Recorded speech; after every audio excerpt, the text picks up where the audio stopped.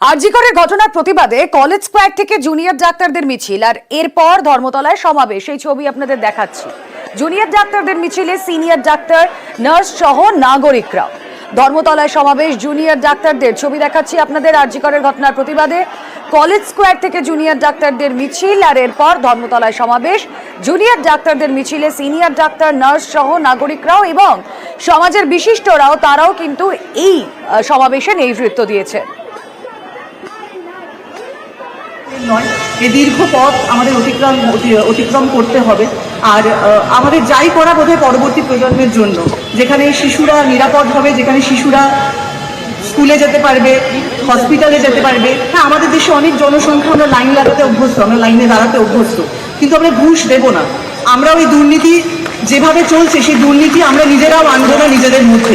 আমরা যখন প্রত্যেকের সরকারের বিরুদ্ধে, আমরা যখন শাসকের বিরুদ্ধে প্রশ্ন করছি, আমাদের একটা আঙুল কিন্তু নিজেদের দিকেও তোলা উচিত। আমরা কোথাও তো এতদিন চুপ করেছিলাম, আমরাও তো কোথাও গিয়ে ঘুষ দিয়েছি, আমরাও তো পাশের জনের সাথে যখন কোনো কিছু হয়েছে, খারাপ কিছু হয়েছে, আমরা তখন চুপ করে নিজের বাড়ির দরজা বন্ধ করে থেকেছি। এই দরজাটা কিন্তু আর বন্ধ করলে চলবে না। এখন একটা অসময়, আমাদের প্রত্যেকের হাত ধরে থাকতে হবে। আমাদের মধ্যে অনেক নীতির হয়তো বিরোধ ঘটবে, হয়তো সবার কথা সবার পছন্দ হবেন না, কিন্তু তারপরেও জানবেন আমাদের সবার একটাই প্রশ্ন, একটাই লক্ষ্য, যে আমরা এমন একটা ভয়ের রাজনীতি বাদ দিয়ে, এই হুমকি সংস্কৃতি বাদ দিয়ে, এই ধর্ষণ সংস্কৃতি বাদ দিয়ে কিভাবে আমরা একটা সুষ্ঠু পরিবেশ গড়ে তুলব।